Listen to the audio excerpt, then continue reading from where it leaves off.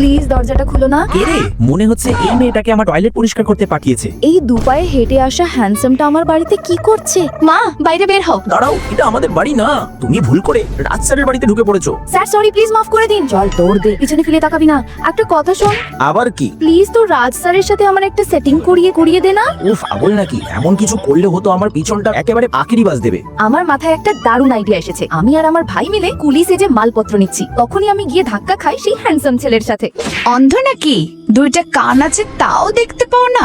বোকা, কানে না, চোখ দিয়ে মানুষ দেখে। তবে মনে হচ্ছে আজ তুমি দেশি ঠররা খাওনি। চলো আজ তোমাকে বিদেশিটা খাওয়াই। আরে এই মাস্টার তো পুরো আমার মতোই। আমাকে একা ফেলে কোথায় যাচ্ছ? থামো। আচ্ছা মাস্টার, তোমার কতজন গার্লফ্রেন্ড? 7.5 ছিল, কিন্তু শুধুই স্বপ্নে।